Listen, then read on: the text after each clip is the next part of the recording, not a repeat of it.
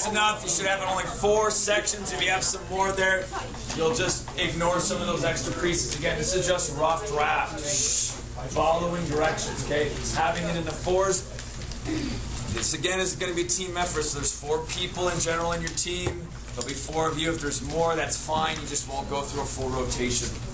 Now, to think about a little bit about how drawings are made and how narratives, stories are a lot like, and language in general is a lot like a picture, in particular tattoos. You have, if you have sort of tattoos that are disjointed or you have random ones all over the body, there's sort of empty, lots of negative space, it tends to look kind of awkward, right? Normally people like to have cohesion, that is like unity with their works, right? They like to blend them together, like sleeves, right? You don't want just random things all kind of splotchy over you like you have chicken pox.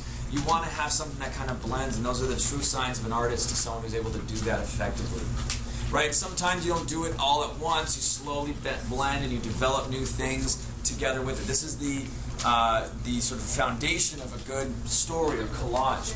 And so you see tattoos all at once, and they look kind of cool in their overwhelmingness, but as you start developing or you start looking at it, you start seeing the details and analyzing those. It's the same with writing. When you saw that the first page of Fahrenheit, and I kind of developed this theatrics behind it so you could remember it a little bit. But as we stopped and went through each of the words and each of the sentences, you found depth of meaning. You saw metaphor and simile in ways that you might not have seen as it came about all at once. So I want us to stop once again and kind of see it from another angle in which you draw pictures, almost like a tattoo, of the work that you see. Collages and tattoos are meant to tell stories. They don't necessarily have a beginning, middle, end like language, but it does tell a story. It might be a center emphasis thing. It might be things coming around sort of in a radial pattern. You might have different textures and designs that blend the whole system together. Along with that, here's an interesting one. Kind of see, this is more of a memory-based one. The other one's sort of a comic book fun one.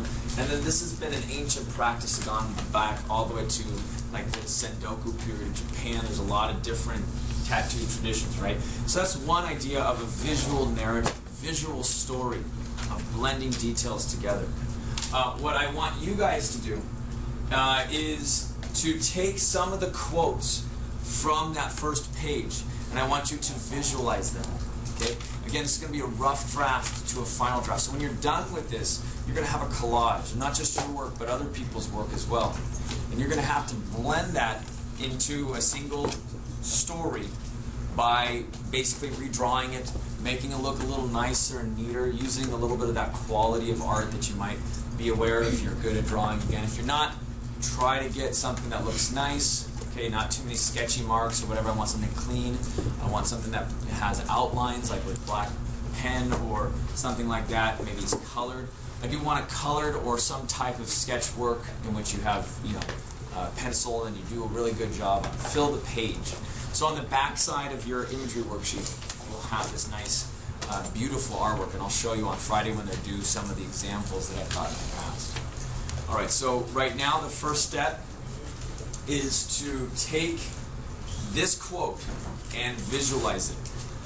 Visualizing this quote, seeing what you can do to blend the language with some symbol. It can be whatever you want. There's no right or wrong answer. That's what's great about art. So your first quote that you're going to do right now. It was a special pleasure to see things eaten. What do you visualize with the word eaten? Or the word pleasure even. It's a special pleasure to see things eaten, to see things blackened and changed. How would you show change? Okay, this is all kind of free flow right now, no right or wrong answer. I want you just to fill that first bar though. Okay, so go ahead and get started with that. And as you think about your drawing, I want you to make sure that it overlaps with the next, sort of the floor of your drawing, so that someone else can continue that drawing without seeing your original. I'll tell you more about that in a minute. So just go ahead and get started with this. Write this quote, or draw this quote. You don't have to write it. Just draw the quote as you think it would be if it were a tattoo. Go ahead and get started.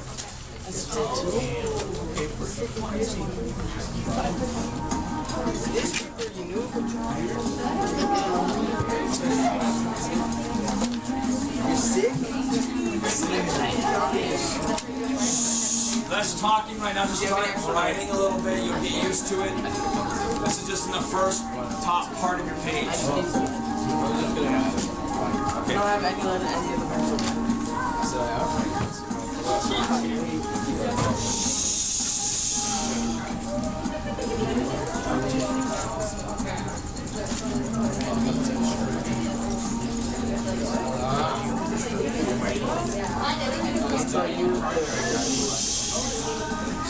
This is how to see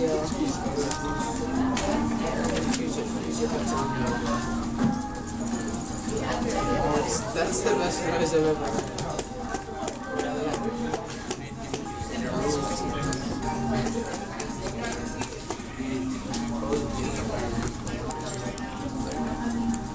What?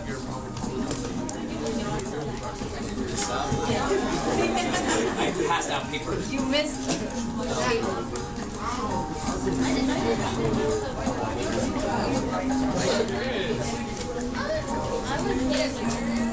I would love that. I have this book from Cheese in my backpack. My back is still horrible.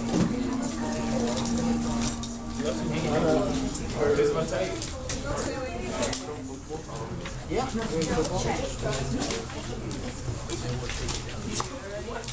James and Ethan, I have my back is hurting so much. She'll be like,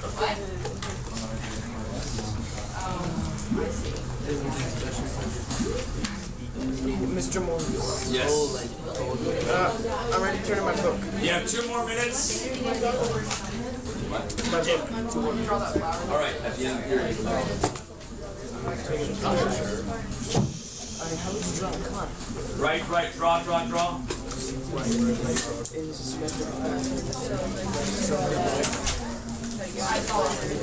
Felix. Yeah. That's actually smart. You can draw, use the whole thing. You draw like the whole top part. Wait. Just the quote, so the whole quote. Whatever visualize you can, and visualizations you can. Just say to go now, I don't know. Alright, it's convenient for me. Yeah, go. Better than a reading. I'm gonna flick your head again.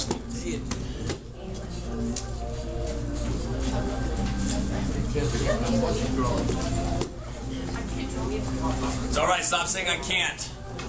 No, I can't in this class. I can't. It's like a ghost starter campaign or something like that. I can't. I literally can't. Because you can't draw. I need an eraser.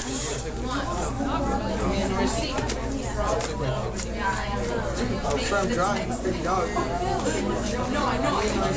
No, I mean like draw out. All your eraser, the big one. No, you don't need a decorative text. I need yours. Keep going, guys.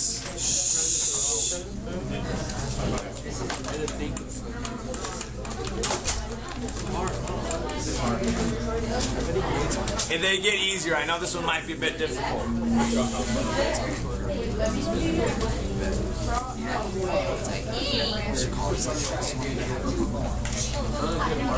Give me about 30 more seconds.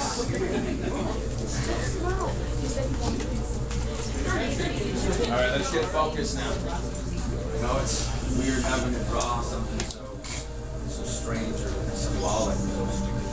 Try to get something down. What do you think of when you hear the word eaten, changed, blackened? You know the context of this quote, so you can add symbols as you think about it. It's blackened in the sense that it's catching fire.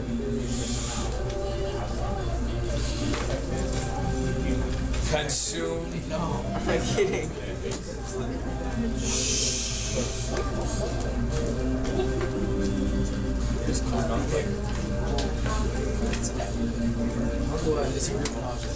No, it's not. There's no fire everywhere.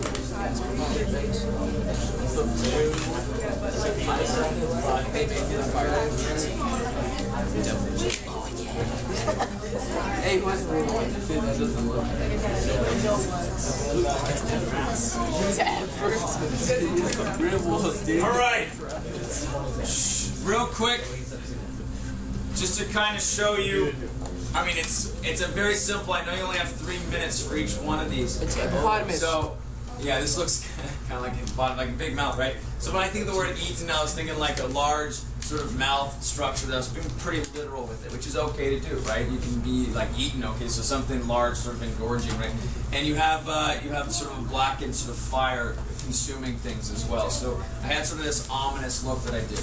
Now, one of the things that I want you to do right now, which I didn't mention because I wanted you to listen step by step, small steps, you're going to do this, is that right on the crease, I want you to overlap your drawing just a little bit so that somebody, when you fold it, all they see are just the lines at the very top. Now, they don't see your work.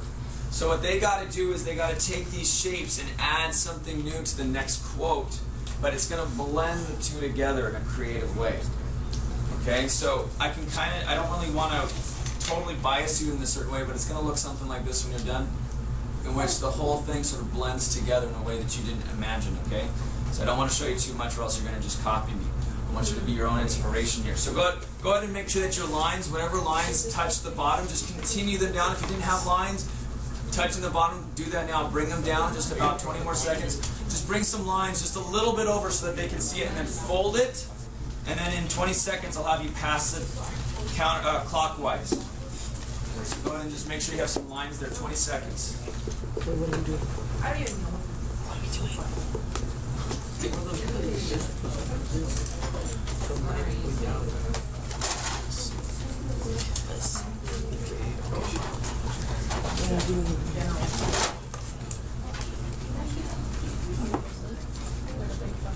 Alright, go ahead and fold the paper like this so that the next scene is ready to go for your person that can't see your work.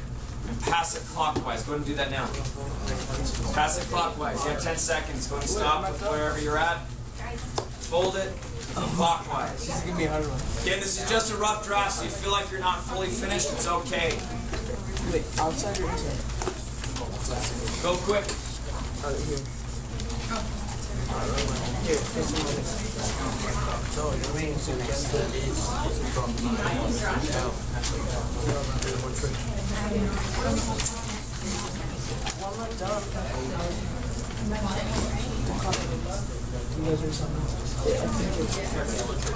I'm out. Yeah. Okay. You should have already rotated. You have a new blank slate here, and you're going to be working as a team to finish this. What now?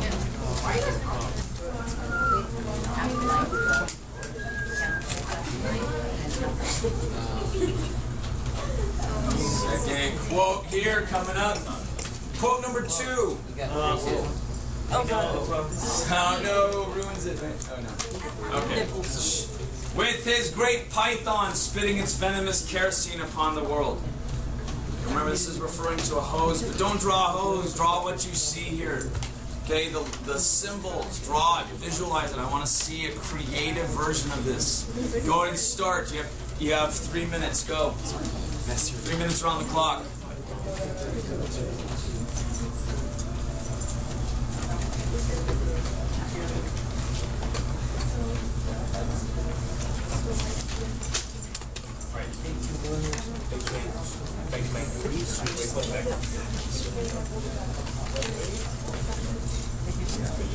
Wait.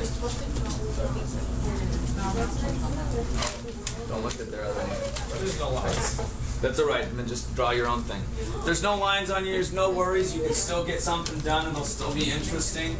It just might not be as continuous as you'd like. In which case you can add that in since it's just a rough draft. Okay, no worries. Do you have any other? You can always get tattoos filled in and changed.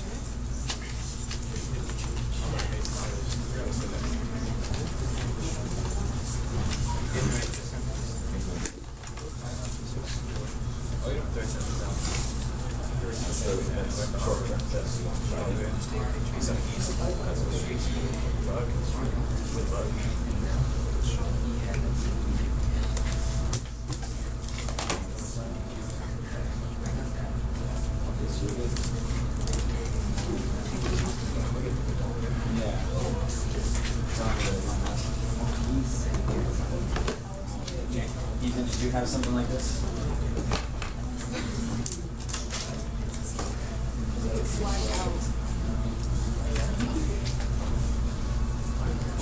That's like a whole. We do that all together, class. You have about 1 minute left. 1 minute and 20 seconds, actually.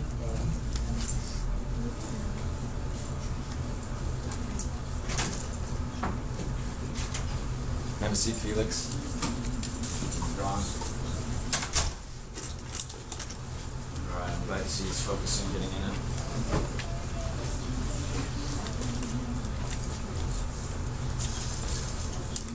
Usually it takes us one go around to kind of start feeling it. It's alright.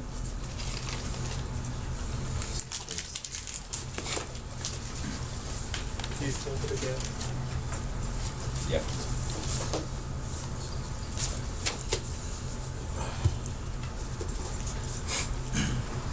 We draw our whole lives, and then right around elementary school that gets all kicked out of us, and then we get worried about it. Then we stop. Gotta build that back up. You know, be a good writer, reader. Visualizing, imagery, imagination. You have about 10 seconds to finish up your last shape or so. Make sure you have your lines kind of leading down into the next section there, sort of ripping for them to continue.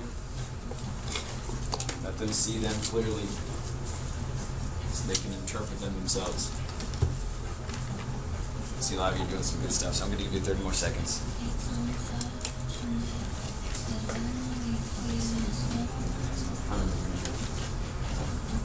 These two quotes are one, two, right here. Number one here, two here.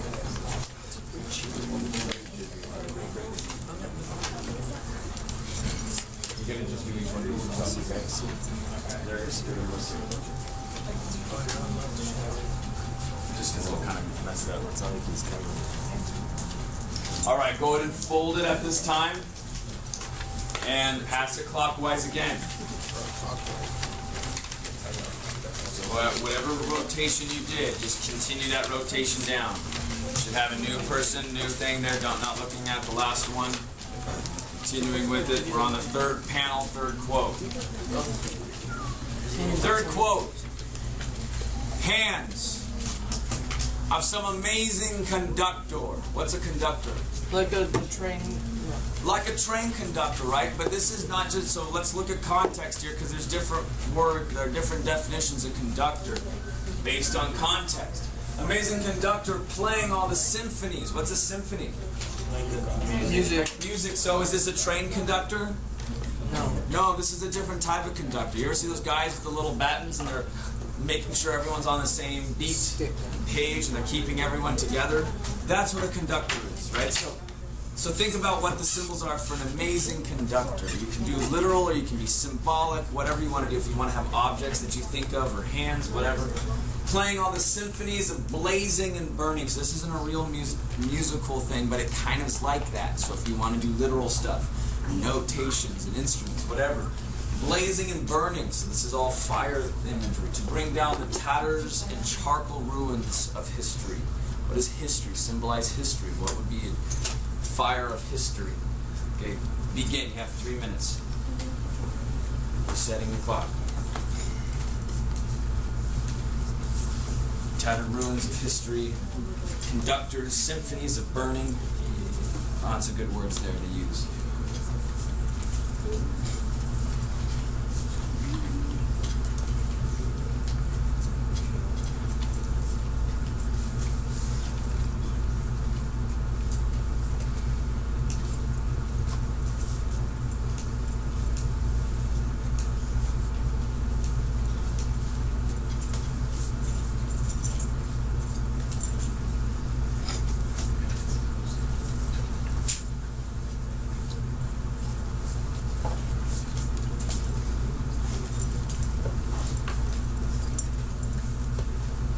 You have 2 minutes.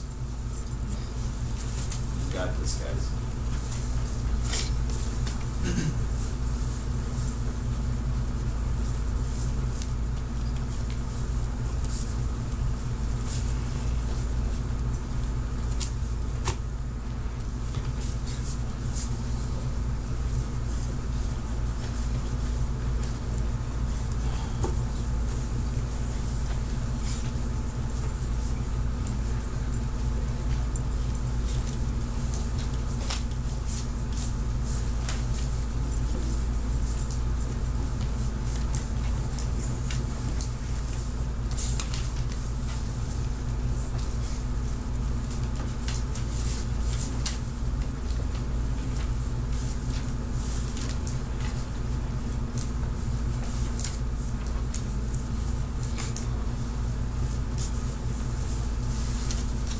1 minute.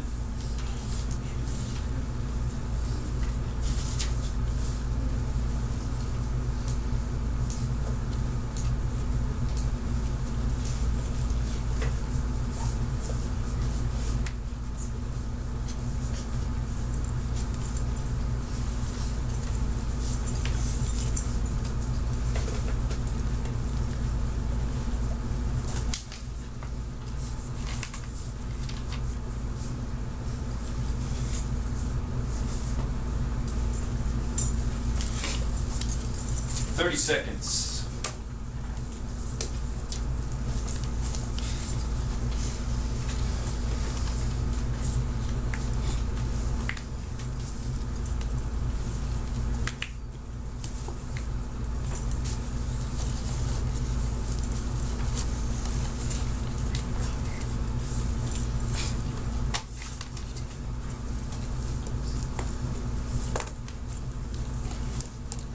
Seconds, finish up your last shape. This is your second to last drawing. Make sure those lines bleed down, drip down into the next pane so someone can continue the collage.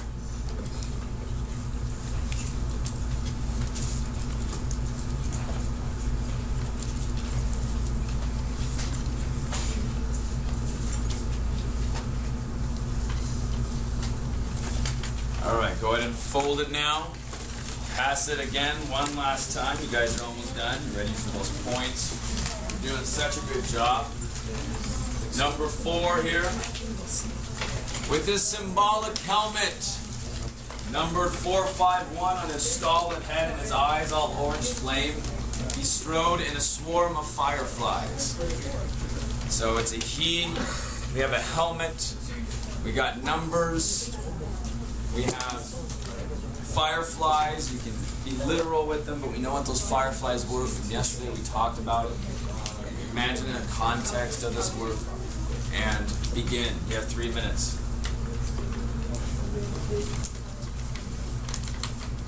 Last one. You guys are almost there.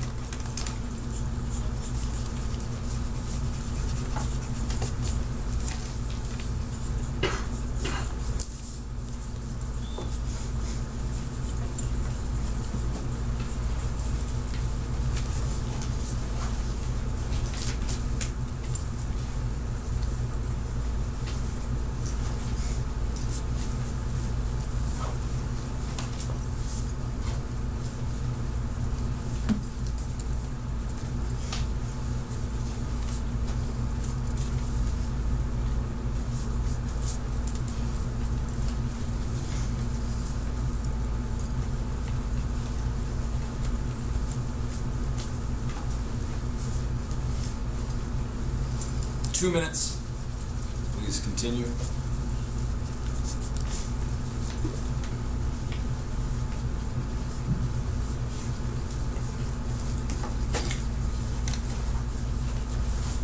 guys are doing fantastic. Excited to see how this looks when you open them up.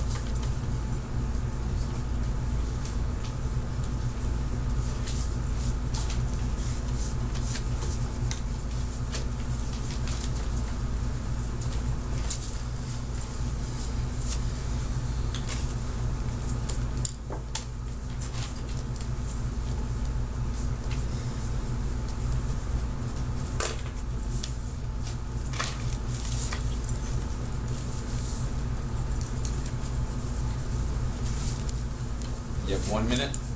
Please continue.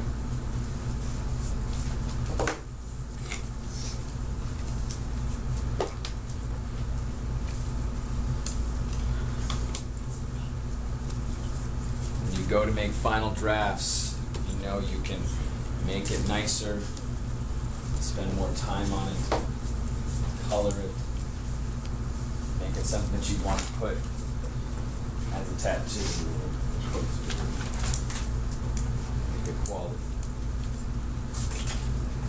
I will award 10 points extra credit. Some quality works. Some many as I see that it looked really neat, like there was more time spent than usual. Give everyone 10 points of potential. 60 out of 50 would be great. Let's see if everyone's beating.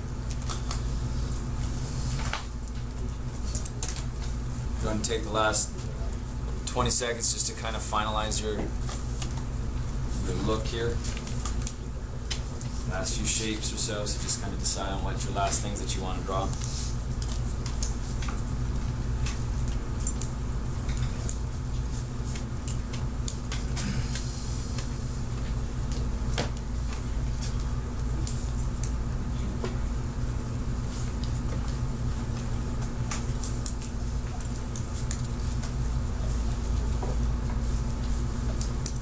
Go ahead and open up the page that's in front of you here. You got the last one. If you want to swap with somebody, you like the other person's work and you're fine with that, I don't mind. It doesn't matter. You've all worked on each one of these. You've created a team activity. You've created something together. You have a collage. Maybe there's parts of it, though, that are kind of weak or something that you want to improve. That's cool. You can add or change as you need to for your final draft. So look at the combination of stuff. Some people's are more continuous because you did good with those lines. Others are a little bit more maybe fragmented, so you want to blend them. So see those drawings there? They look pretty smooth. That's interesting. Very cool. All right, so you got your drawing here. You can add to it, do whatever you need to with it. That drawing is it's going to become a final draft. I want to give you extra credits and do well on it. That's interesting. Is this here right here? I'm way more.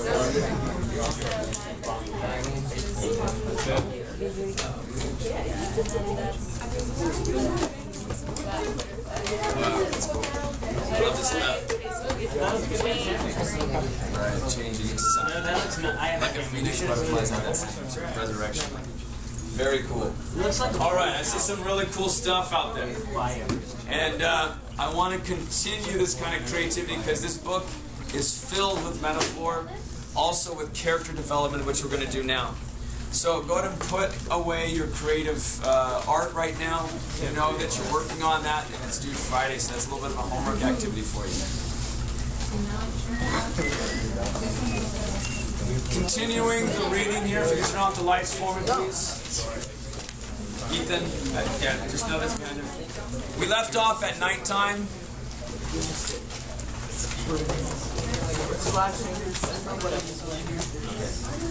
Left off at night as Montag's leaving the firehouse. How do we know what kind of character Montag is? He's our central character, but what are some of the characteristics we left of him as he was leaving? Arrogant.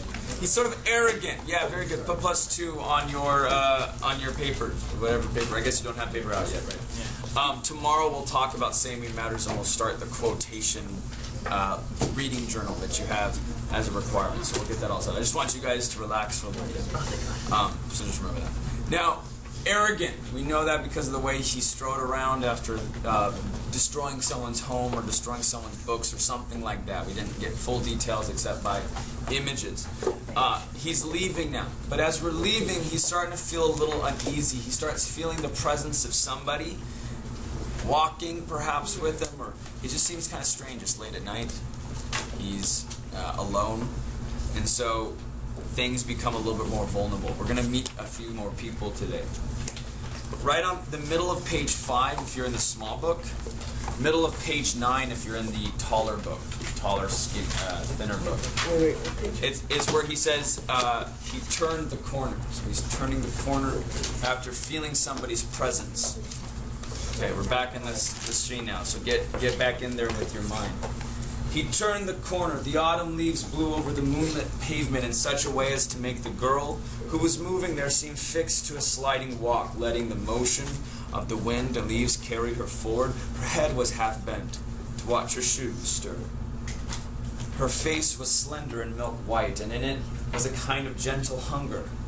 It was a look almost of pale surprise. The dark eyes were so fixed to the world that no one moving escaped them. Her dress was white and it whispered. He almost thought he heard the motion of her hands as she walked, and the infinitely small sound now, the white stir of her face turning when she discovered she was a moment away from a man who stood in the middle of the pavement waiting, so they kind of bumped into each other. But she seems very focused, or there's something kind of intense about her. The trees overhead made a great sound of letting down their dry rain. The girl stopped and looked as if she might pull back in surprise, but instead she stood regarding Montag with eyes so dark and shining and alive that he felt that he had said something quite wonderful. But he knew his mouth had only moved to say hello, and when she seemed hypnotized by the salamander on his arm and the phoenix disc on his chest, he spoke again. Of course, he said, "You're our new neighbor, aren't you?" "And you must be." She raised her eyes from his professional symbols. "The fireman." Her voice trailed off. "How oddly you say that. I'd have known it with my eyes shut," she said slowly. "What, the smell of kerosene? My wife always complains." "You never wash it off completely." "No, you don't," she said in awe. He felt she was walking in a circle around him, turning him end for end, shaking him quietly and emptying his pockets without once moving herself. What does that imply about her personality? That she's not actually walking around him, doing these things, emptying his pockets, turning him over. But what is this sort of look that she's giving him? Like she's trying to figure out what she can about him. Perfect. So she seems to be examining him, laying him out for dissection or something. There's something like vulnerable that she makes him feel. "Kerosene," he said, because the silence had lengthened, "is nothing but perfume to me." "Does it seem like that, really?" Of course, why not?" She gave herself time to think of it. "I don't know." She turned to face the sidewalk going toward their homes. "Do you mind if I walk back with you? I'm Clarice McClellan." "Clarice? Guy Montag. Come along. What are you doing out here so late wandering around? How old are you anyway?" They walked in the warm, cool, blowing night on the silvered pavement, and there was the faintest breath of fresh apricots and strawberries in the air. And it looked around and realized this was quite impossible so late in the year. It's kind of smelling the perfume or something.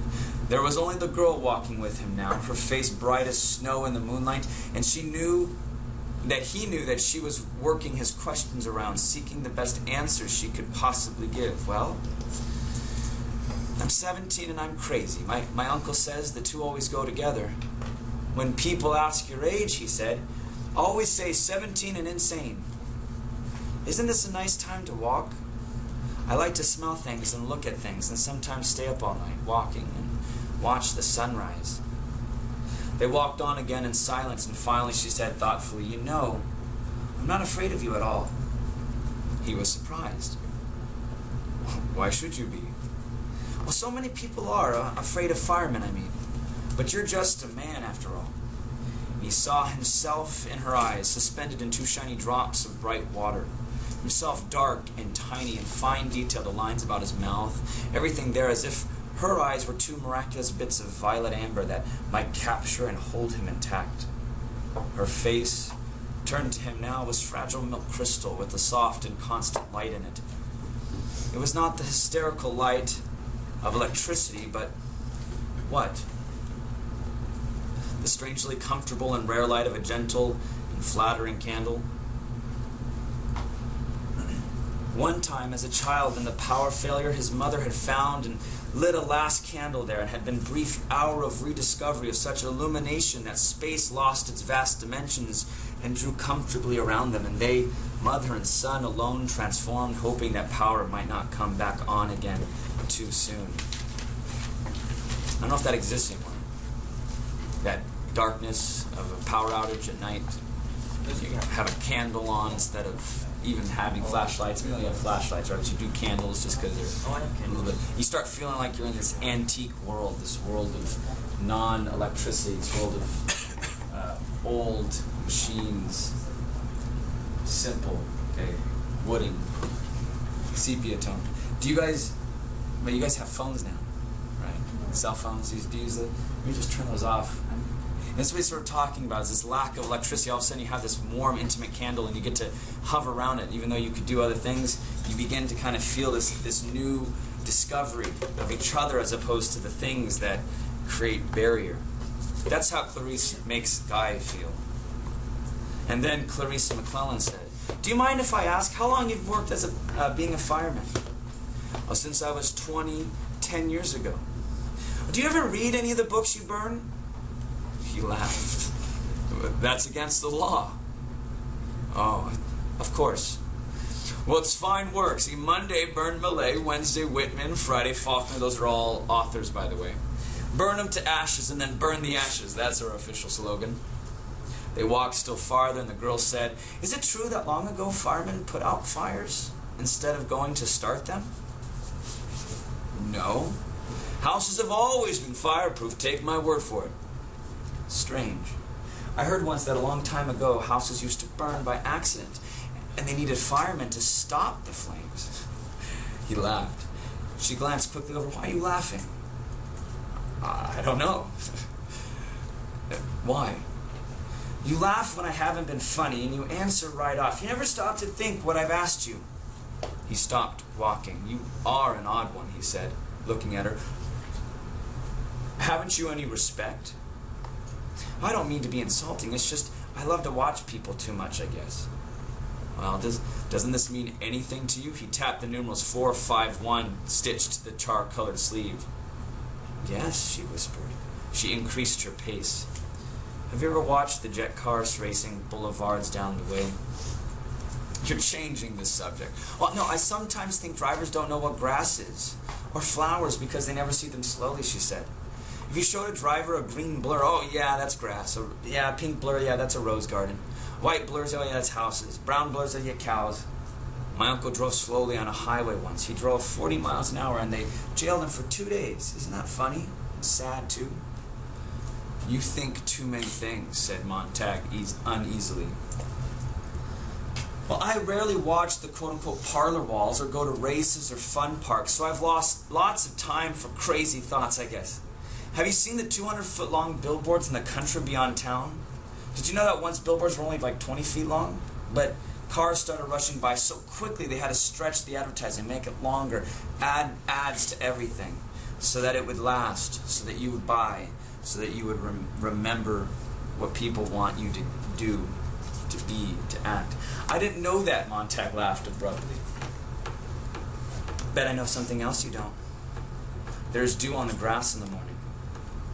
He suddenly couldn't remember if he had known this or not, and it made him quite irritable. "And if you look," she nodded into the sky, "there's a man on the moon." He hadn't looked for a long time. And they walked the rest of the way in silence, hers thoughtful, his a kind of clenching and uncomfortable silence in which he shot her accusing glances. And when they reached her house, all its lights were blazing. "What's going on?" Montag had rarely seen that many house lights. "Oh, just my mother and father and uncle sitting around talking. It's like being a pedestrian, only rarer. My uncle once was arrested, did I tell you? For being a pedestrian, just walking around for no reason. That's what a pedestrian is in this. Oh, we're most peculiar. But, I mean, what do you talk about?" "Good night." She started up her walk, and when she seemed to remember something and came back to look at him with wondrous curiosity. "Are you happy?" she said. "Am I what?" But she was gone, running in the moonlight, the front door shut gently. Happy? Of all the nonsense. But he stopped laughing. He put his hand in the glove hole of his front door and let it know his touch. Fingerprint technology right there. The front door slid open. "Of course I'm happy. What does she think? I'm not?" He asked the quiet rooms. Then he stood looking at a ventilator grill in the hall and suddenly remembered that something lay hidden behind the grill. Something that seemed to peer down at him now, but his eyes moved away quickly. What a strange meeting on a strange night. He remembered nothing like it save one afternoon in a park a year ago when he met an old man, and they had talked. Montag shook his head, looked at the blank wall. The girl's face was there, really quite beautiful in memory, astonishing, in fact. If she had this very thin face, like a dial of a small clock, seen faintly in a dark room in the middle of a night. You know, when you waking, you see the time and see the clock telling you the hour and the minute and the second. With a white silence and a glowing, all certainty in knowing what it had to tell of the night passing swiftly on toward further darknesses, but then also toward a new sun. I love that run-on sentence there, because it's like a stream of conscious, sort of a babbling memory. Her face is like a clock. It tells you so much. It's so precise and specific. She's like talking to you as opposed to just trying to tell you things about herself. She wants to have a conversation. She's thoughtful. She lets you know how the night passes into the morning. Top of page 11 for me. Where are you at on this one?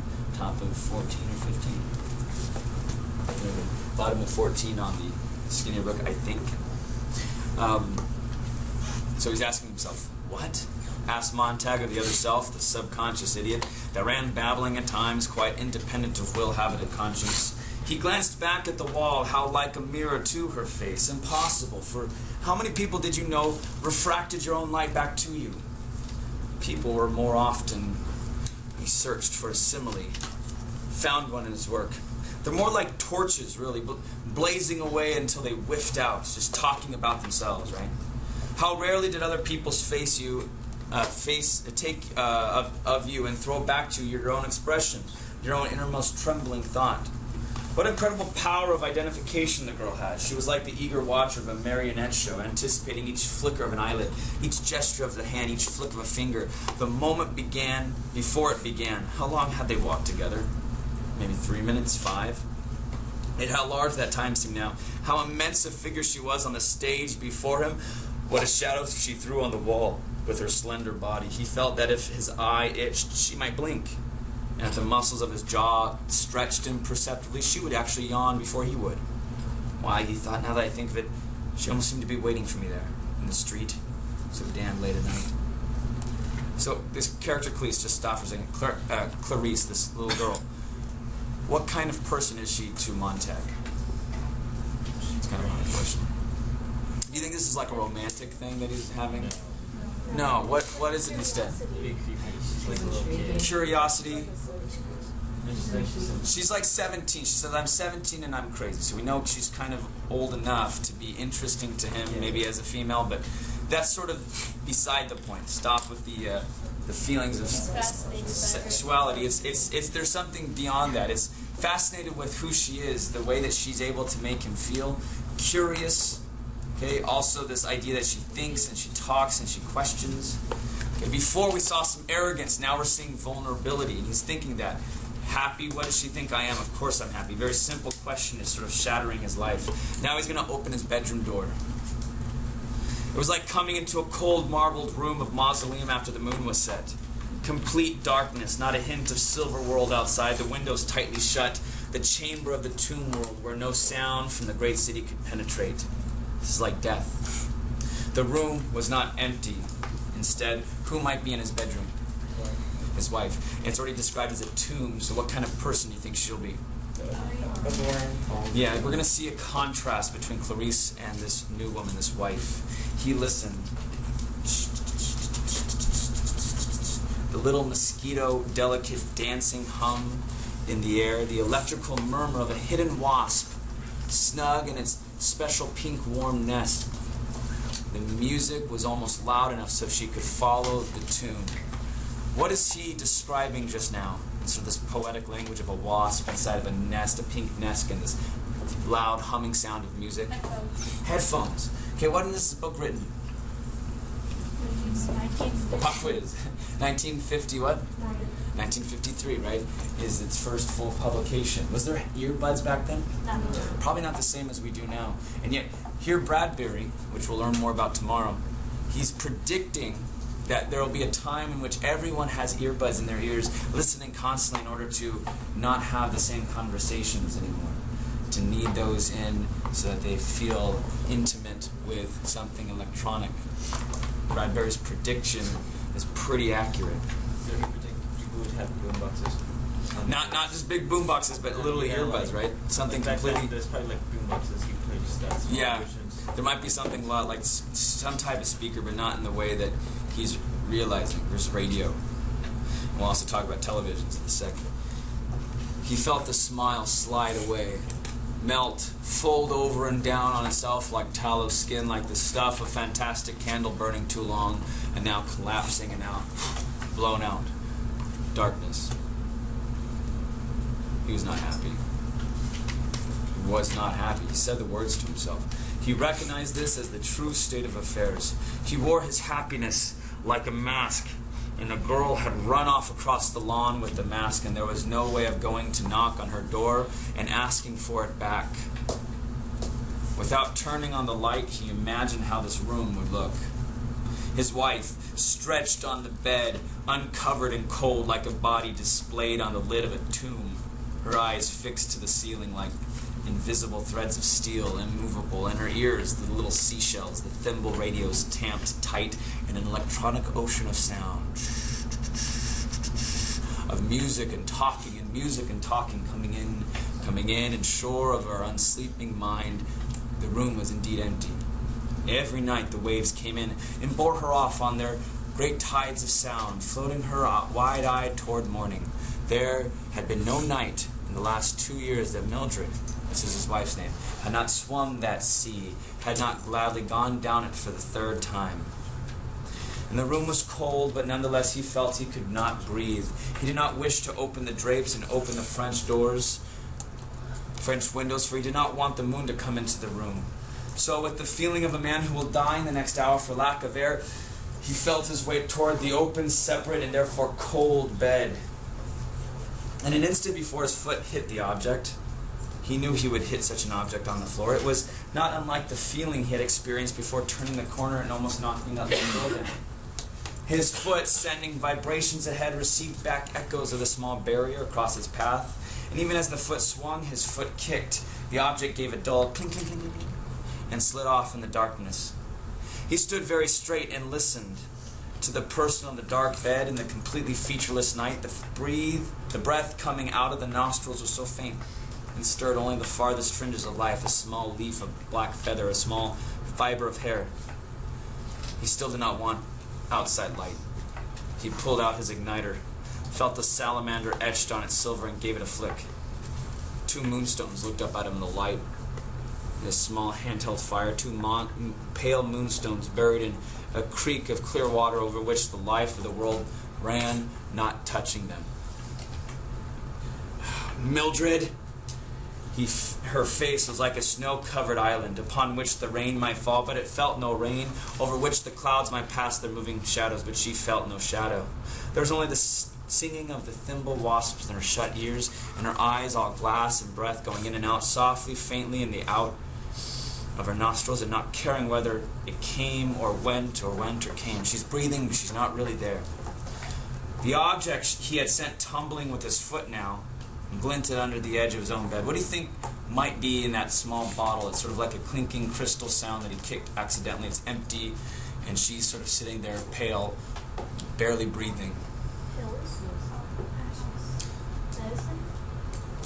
The small crystal bottle of sleeping tablets, which had earlier today had been filled with 30 capsules, which now lay uncapped and empty in the light of the tiny flare.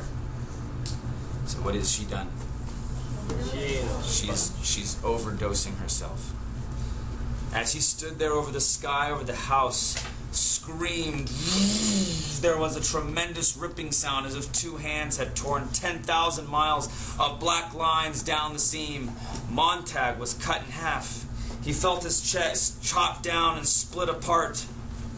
The jet bombers going over. 1, 2, 1, 2, 1, 2, 6 of them, 9 of them, 12 of them, one, and another, and another, and another did all the screaming for him. He opened his own mouth and let their shriek come down and out between his bared teeth. The house shook. The flare went out of his hand and the moonstones vanished. He felt his hand plunge toward the telephone. The jets were gone. He felt his lips move, brushing the mouthpiece of the phone. Emergency hospital. Terrible whisper. He felt the stars had been pulverized by the sound of those black jets, and in the morning the earth would be covered with their dust like a strange snow. This was the idiot thought, he said, and was shivering in the dark, and let his lips go on moving and moving.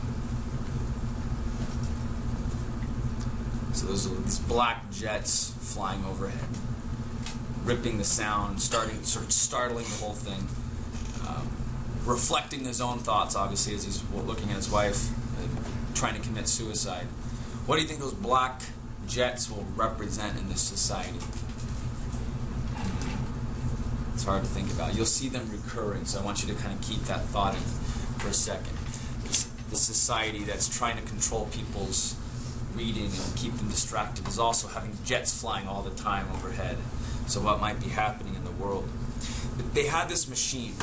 Now we have only a few minutes, but I just want you to see this part. They had this machine. They had two machines, really. One of them slid down your stomach like a black cobra down an echoing well, looking for all the old water and old time gathered there. It drank up the green matter and flowed back up to the top in a slow boil. Did it drink of that darkness? Did it suck out all the poisons accumulated over the years? It fed in silence with an occasional sound of inner suffocation and blind searching. See, it had an eye. The impersonable operator of the machine could, by wearing a special optical helmet, gaze into the soul of the person whom he was pumping out. What did the eye see? Did it see anything? He saw, but did not see what the eye saw. The entire operation was not like digging a trench in one's yard. This woman was like a large stone of marble they had reached. Go on anyway, shove the bore down, slush up the emptiness if such a thing could be brought out. The throb of a suction snake, and the operator stood smoking a cigarette. And the other machine was working too. The other machine, operated by equally impersonable fellow in unstainable reddish-brown coveralls. This machine pumped all the blood from the body and replaced it with fresh blood. Gotta clean them out both ways, said the operator, standing over the woman. No use getting in the stomach if you don't clean the blood. Leave that stuff in the blood, and the blood hits the brain like a mallet. Bang, bang, bang. A couple thousand times, and the brain just gives up, just quits. Stop it, said Montag. I was just saying, said the operator. Are you done? Yeah, we're done. That's $50. So we'll talk about that tomorrow, but they're treating her in a certain way, not quite like how we treat patients today. So we'll talk more about that at the start of reading tomorrow. Guys, yeah, but they're only treating one part of her, right? Turn on the lights, please. Thank you for your attention.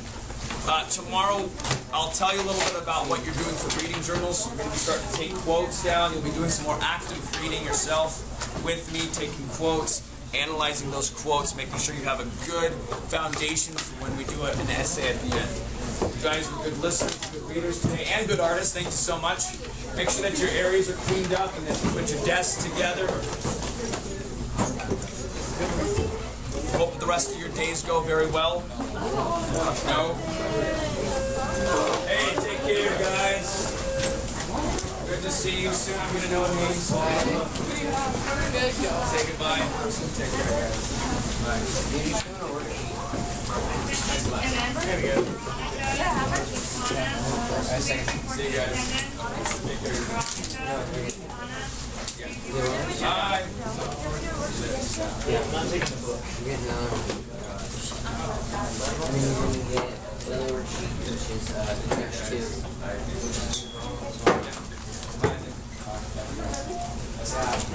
All students who were given B.5 credit recovery classes, please remember to go to the media center 5 minutes before class.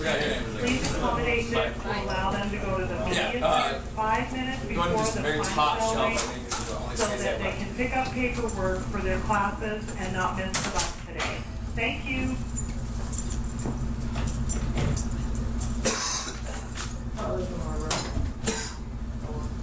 Any place you can find space. Attention students, Samuel Rangel, please report your attendance. Samuel Rangel.